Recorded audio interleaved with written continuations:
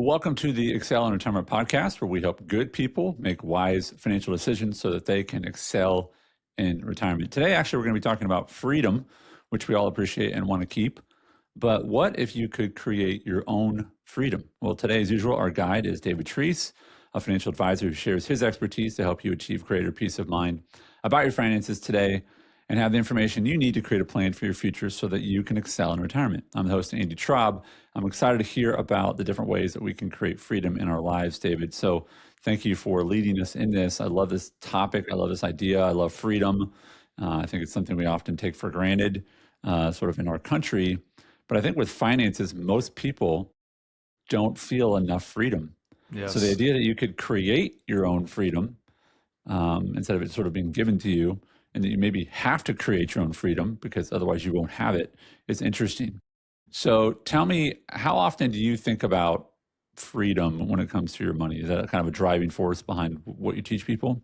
Yeah, for sure. I mean, we want to have as much autonomy and personal agency as we can have with our finances. And when you've been a good steward and you've saved and been prudent, you are afforded that privilege at that point. And so it's huge.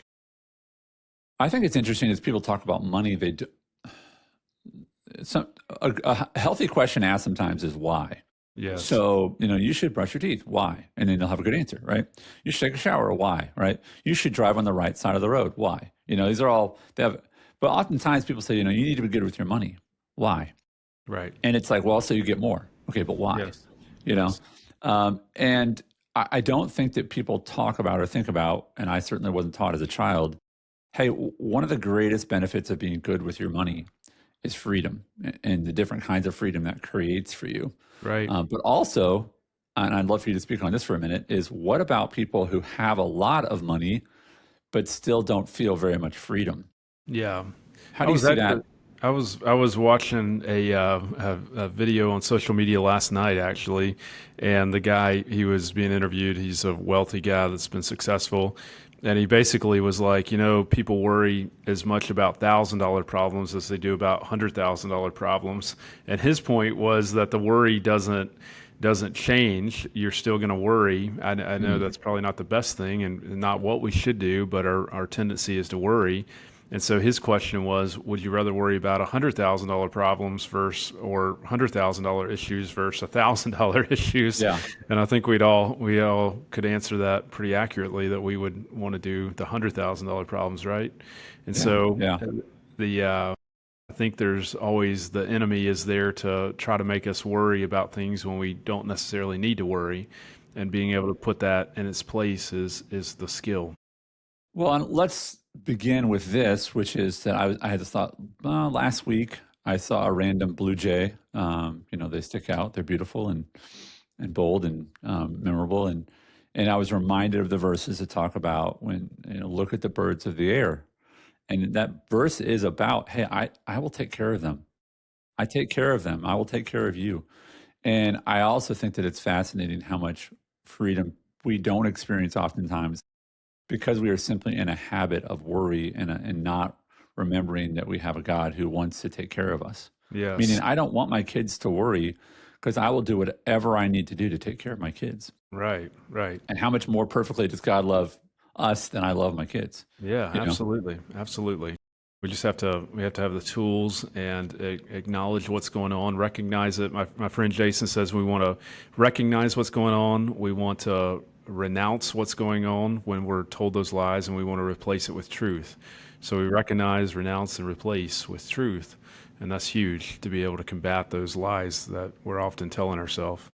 Yeah, that's a very active thing someone could do today if you're listening is recognize. I mean, you got to see it like it just happened. Don't feel guilty that you just started to worry, right? But then renounce it. Say, I'm not going to worry. And what am I going to not worry? What am I going to do instead? I'm going to have faith and I'm going to work hard to provide, Yes. right? Yep. So we actually have 7 of these. The first one is different kinds of freedom that taking care of your finances will. And this isn't when you have $1 million, when you have 10 million. It's not about the number. It's about just taking care of your finances. These are byproducts of this. This is the different kinds of freedom that are created. Yes. And if you don't have a lot of these, don't sit in your guilt and oh, I'm not good and yada yada. let it be an encouragement to you to take things more seriously about your finances, and get with David and talk with him about how you can, combat. Like, maybe you come to David and you say, listen, that number 4 on that episode, like, that's mine. Mm. I'm tired of this. And maybe it's where you work, right? Maybe it's where you live. And I want to change it. So the Yes. first one is freedom from fear. Most people by default um, are afraid of what's going to happen Yep. by the stock market. They feel out of control. They worry about losing their job. People worry about the economy because fear sells. So you turn on the news and you get fear, fear, fear. Tell me how you experience or hear people express fear to you when you meet with people.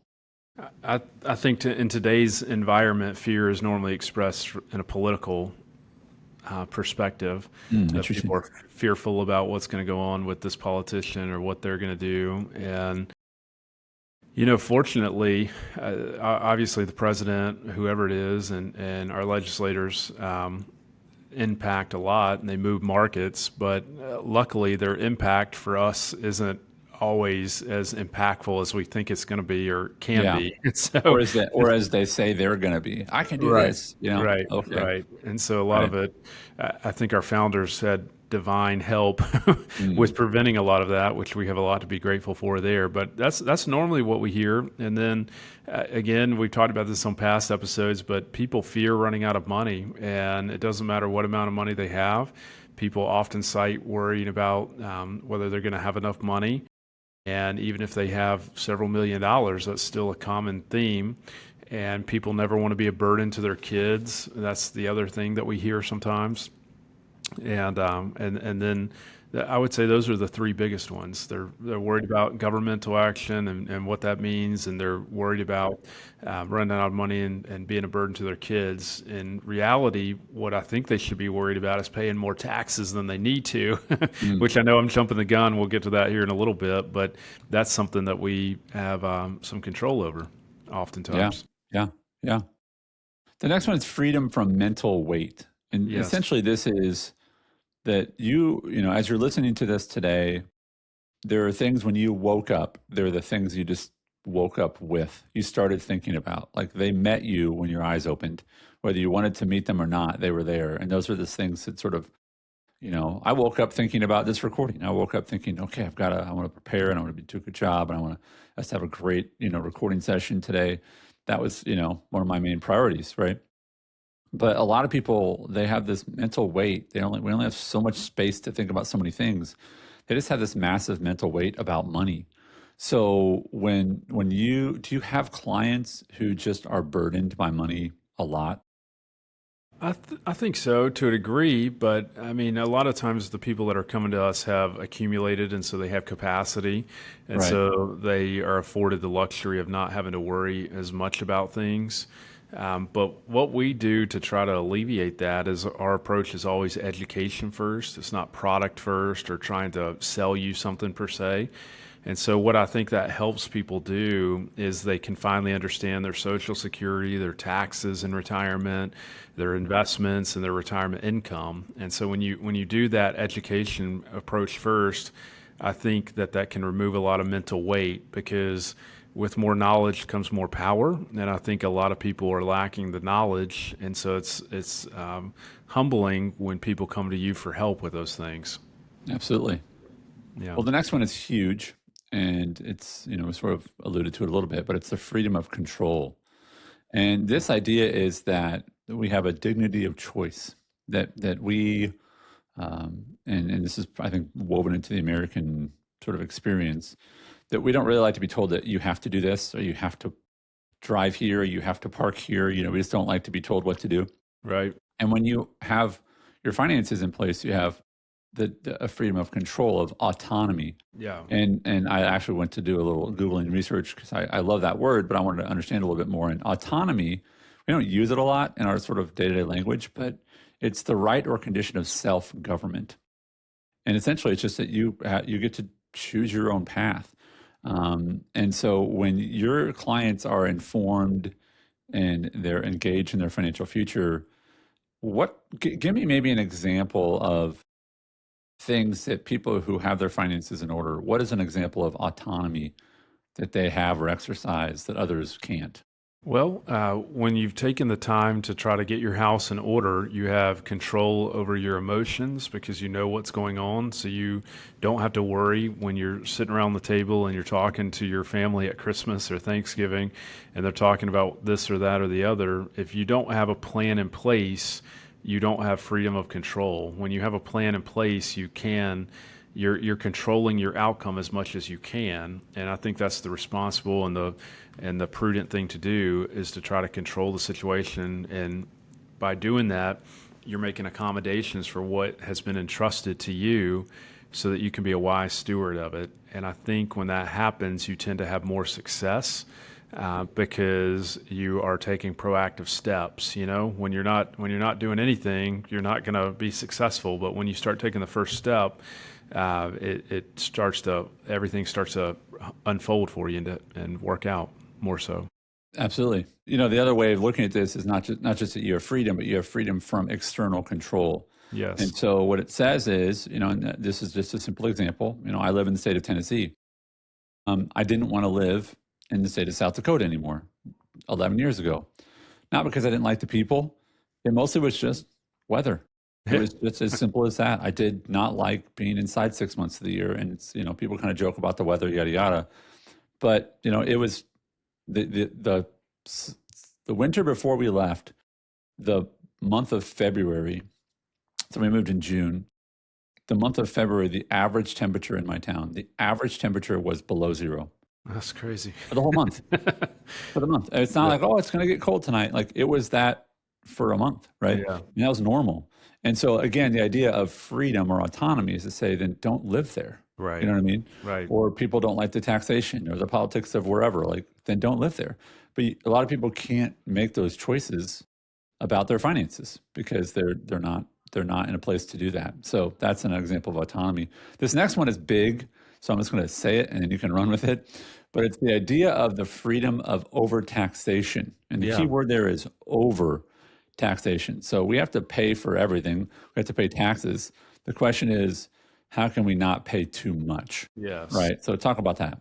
Yeah, I mean, the government obviously has a plan for you if you don't have a plan. Just like when you pass away, if you have not made accommodations before you pass away with a will or a trust, and I'm not an attorney, but this is just the way it works. But they have a plan for how you die intestate. And just like our taxes, they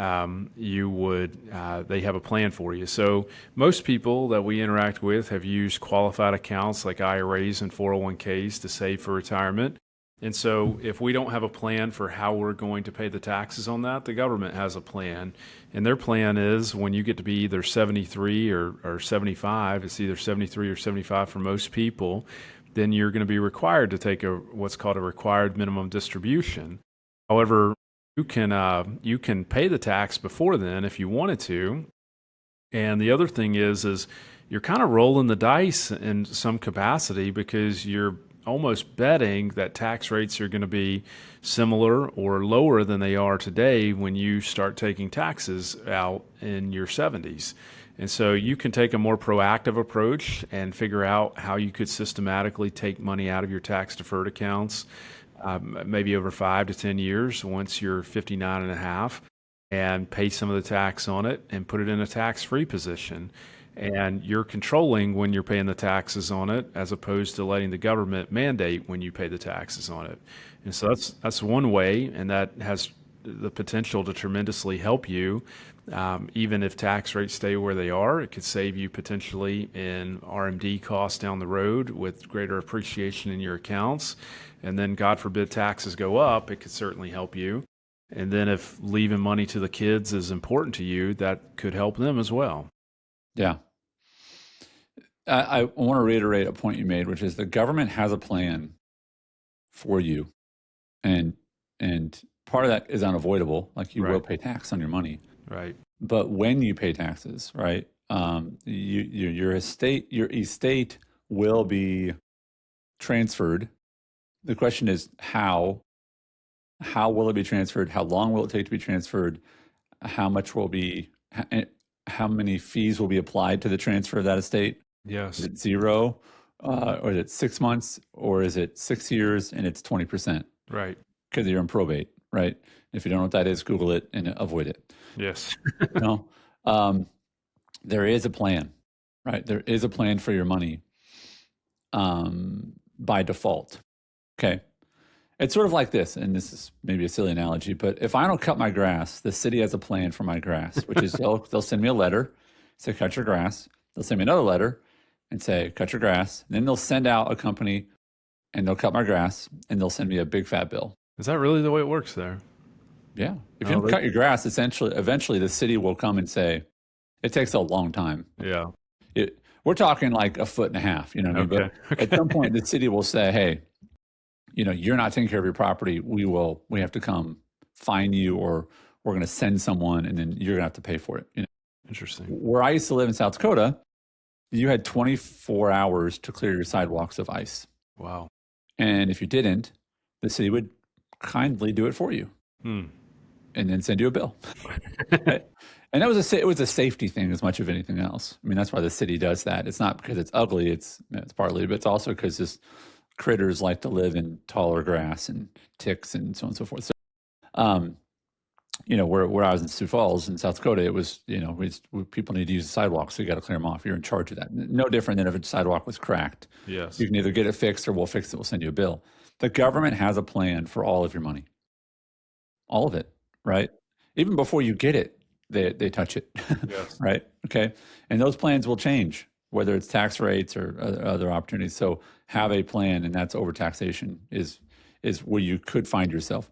Freedom to find opportunities, being debt-free, we've touched on this a little bit, means you could live somewhere else. You could take a different job. You could travel.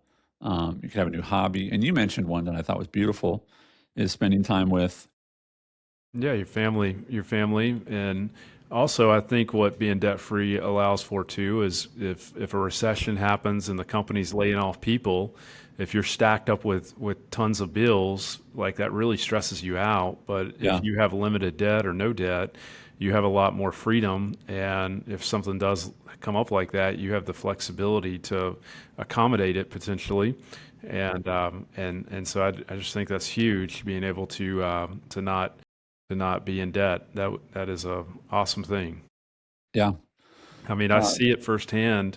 People that have mortgages and debt in retirement, they're not as well positioned for retirement as people that are not. I mean, it's just a fact.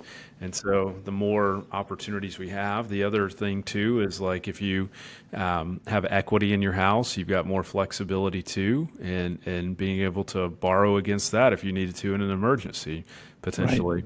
And so Right. it just opens up all kinds of opportunities for you. Yeah, and I want to tread on this gently, Yeah. but it's kind of because it's a freedom to do something you probably shouldn't do, but if you had to do, it's not a bad thing.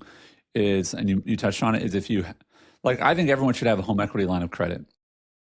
I think everyone should. And you're like, I don't need one. Doesn't matter. Because if you lose your job, and no one plans to lose their job, but if you lose your job, you can't go get a home equity line of credit. Right. Because the bank will say, well, how are you going to pay us back? Right. And you go, well, my house. Like, no. Like, that's not a plan. That's plan D. Plan A and B and C is you got to pay us some cash. So the idea that if you're good with your money, that you could go have that freedom to say, if I needed it, I could get to $100,000 tomorrow. Yeah. Right. Yeah. And that's a level of freedom. And again, I'm not encouraging people to go do that to use it, but it's knowing that you have it available. Yes. I think a lot of this all comes down to discipline because when you are disciplined, you have more opportunities. Like if you can have that equity line and be disciplined to not put the vacation on the equity line, that's a great thing. But if you're the guy that's going to go put the $5,000 cruise or Jamaican vacation on the equity line, probably not a good idea for you to have that. But That's not wise. No. right. But if we can be disciplined, that's huge. And I feel the same way about the HELOC. Great. Two more: freedom of leisure. This Yeah. is a great one. I think that people like you, I put myself in this group. There's people that are sort of wired to work, and I think that biblically we are commanded to rest, and that's one because God loves us. And two, he has called us to worship him. So we take that day to worship him. Yes. And three, God made laws of nature. And nature, I don't know if you know this, that they studied the ideal way for plants to grow, and they have to rest in order to grow Mm. stronger. And the idea is every time you see a ring on a tree, right, that's a year. Well, the rings are created because they stopped growing, then they started growing, then they stopped, started growing, stopped. And each one of those rings creates strength. Interesting. So by it stopping its growth, it created, right, its bark, its shell, if you will. And then it built on top of that. Rest helps us last longer. Mm. Rest is about longevity, not Yes. about laziness. But when you have also in your life just a freedom of leisure. Like Yes. some people have to keep working for many, many, many more years, or a job they don't really like. So when you have your finances order, you have a freedom of leisure. Can Yeah. you give me an example of what this looks like in maybe your client's life that what does leisure look like? Maybe for even someone who's still in their working years, but what are people able to do when it comes to leisure if their finances are in order? Yeah, I mean, I was talking to a client yesterday, and he is past when most people would retire, and he's like, I don't want to retire. I like my job. I have so much information, and I can help this company with. I've been here for 31 years, and I can help this company with X, Y, Z, and so forth. And they're not pushing me out the door. And the dude doesn't have any debt, and he's got money, and so he's got the flexibility to do what he wants to do, and so that's a great thing. And I always encourage people. I mean, I wouldn't rush out the door. I think our society rushes people out the door at retirement age, and people feel compelled to retire and stuff. And I don't think that's always a good thing. But it just gives you the freedom to be able to choose when you do stuff and to make those memories and go on vacations and stuff. I heard somebody say recently they watched a video and they were asking their kids what they got for Christmas last year. And the kids couldn't remember any of the toys they got, but they could remember the vacation that they went on last year and the cool place they went. Yeah. And so I think like being able to spend money on those memories and things like that is huge, and being able to spend money and engage with your kids and help them, and just the flexibility is amazing when you have worked hard throughout your life. And Tony Robbins, we were talking about him yesterday. He talks about the sunset of your life. If you've been a good steward, you can enjoy the harvest in the sunset of your life. And otherwise, if you haven't, it's like a depression for you. Mm. And so we're privileged to be able to work with a lot of people that are enjoying the sunset of their life with a harvest, and because of good choices they made many years ago, and it's just Yep. compounded. The last one's freedom to be generous. Yeah. Just talk about that for a few minutes. We'll wrap up. Well, it's interesting. I just had a call this morning with a gentleman from the National Christian Foundation. They're the fourth largest donor advised fund in the country, and they help people with charitable giving and look for tax advantaged ways to give money. And I think when we give money, we talked about this on here too, but when we give money and we give our time, we often don't miss those things. We might be a little bit tired if we volunteer, but we often don't miss those things. But I think that's how we create a legacy for generations to come when we're charitable, and we can save money and let that go in a wise way. That is huge, and I think that money tends to keep coming to us. I know this is probably not a pertinent example for everyone, but I've seen people that they're very generous with their money, whether they're given to their church or other places. And it's just like every other year or every year they're coming up with, oh, I got this 100,000 or that 100,000 or this, and it's just like it keeps coming to them, and they're letting go of money too. So it goes. I mean, they're probably not giving that much, but they're giving generously above and beyond what most people would, and it just comes back more so to them in the end. And I know I've witnessed that for myself too.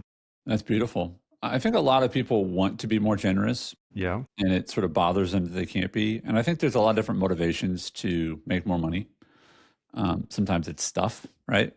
But it's kind of a negative one. Is I just want nicer stuff. Okay, but it's not inherently negative, but that can, if that's the only reason you want to make more is to just get more stuff. But one of the reasons to be better with your money is so you can give more, Right. right? It's so you can say, no, I'll take care of that bill, or to see someone in need and be able to give to them. Versus going, I can't give, I want to give to them, but I can't, Right. because I have a family or whatever it might be. So that last one's beautiful, the freedom to be generous. So thank you for those, David. And I want to encourage anyone who heard this and is like, you know what, number 3, 4, and 6, I want to have a better grasp on. I want to do better in those areas. I would encourage you to reach out to David. Hello at clientsexcel.com. Please reach out to him. That email will be in the show notes wherever you're listening to this, and you can reach out and meet with him about how you can experience more freedom in your life, because that's what we all want. We want to have more and more of it. If you are a good steward of your freedom, you can do a lot of good things in the world. So, David, as always, thanks for your time. Thanks, Andy. Appreciate it. Investment advisory services offered through Creative One Wealth, LLC, a registered investment advisor. Clients Excel and Creative One Wealth are unaffiliated entities. We are not affiliated with or endorsed by any government agency and do not provide tax or legal advice. Investing involves risk, including the loss of principal. No investment strategy can guarantee a profit or protect against loss. Licensed insurance professional. Insurance and annuity products are backed by the financial strength and claims paying ability of the issuing insurance company. Investment advisory services are provided in accordance with a fiduciary duty of care and loyalty that includes putting your interests first and disclosing conflicts. Insurance services have a best interest standard, which requires recommendations to be in your best interest. Advisors may receive commission for the sale of insurance and annuity products.